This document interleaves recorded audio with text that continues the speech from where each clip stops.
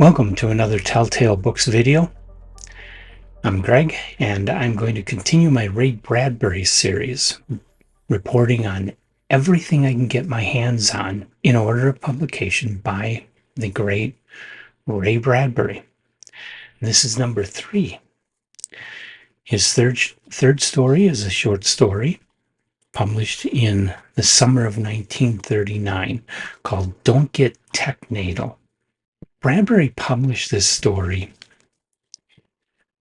His first couple of stories were published in other fanzines. He became heavily involved with science fiction fandom in the Los Angeles area in 37, 38, and in 39.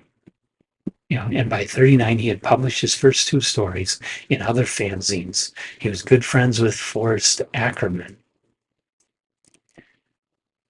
And Forrest Ackerman actually helped him finance his own fanzine, Bradbury's own fanzine, which was called Futuria Fantasia.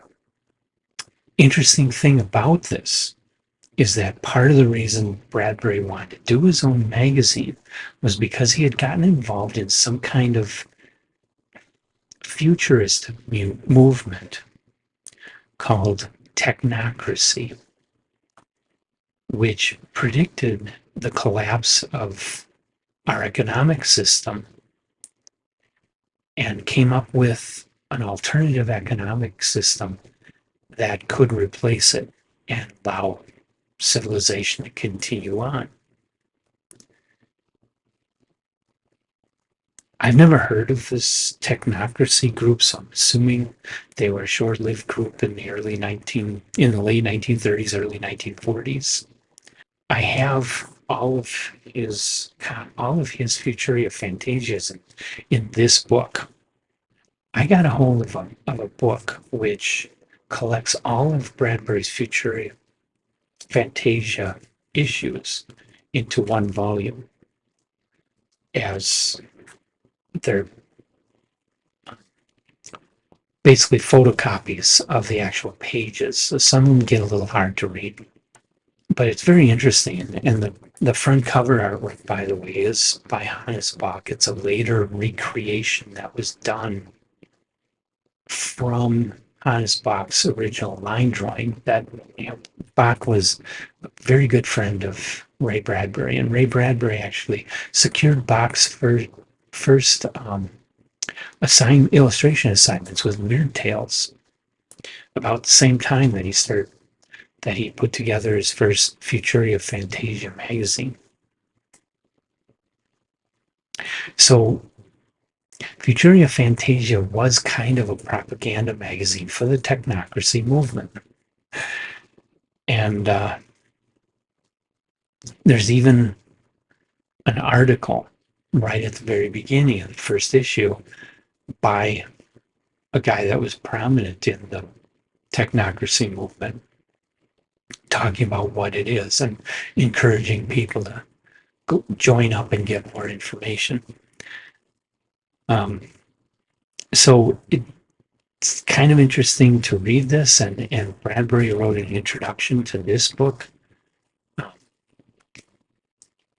where he kind of explains, and he seems kind of embarrassed in the way that he talks about this, about his involvement in this technocracy movement.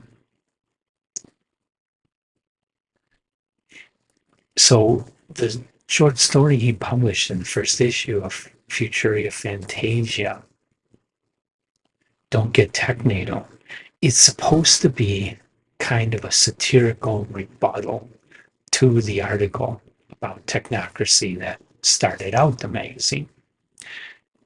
But it doesn't really, it still serves the purpose of saying technocracy is great.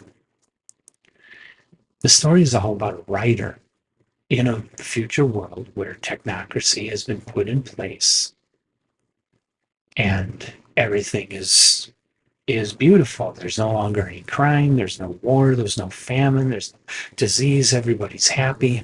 What is there left to write about? And so most of the story is this author stressed out about wanting to write a story, but not having anything believable that would make any kind of conflict or interest.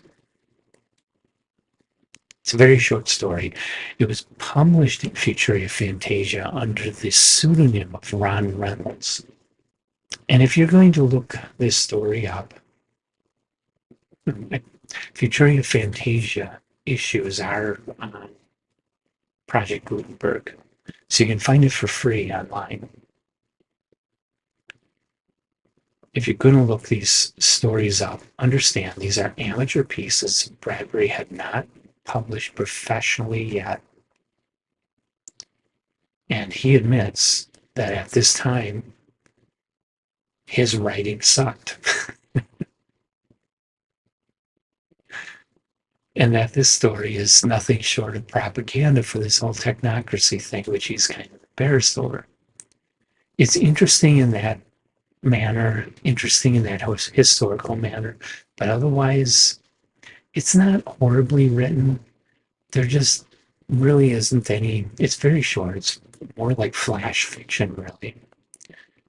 And there's no really good reason to read this except if you're like me and want to read everything you can find by Ray Bradbury. Otherwise, I couldn't recommend this story. So I hope you enjoyed the video. I hope you enjoyed learning a little bit about this. If you did, hit the like button, subscribe to our channel, and come on back for the rest of Ray Bradbury and every other author that I'm talking about. I've got a very long list now that I'm gradually going through. And I'll be here talking about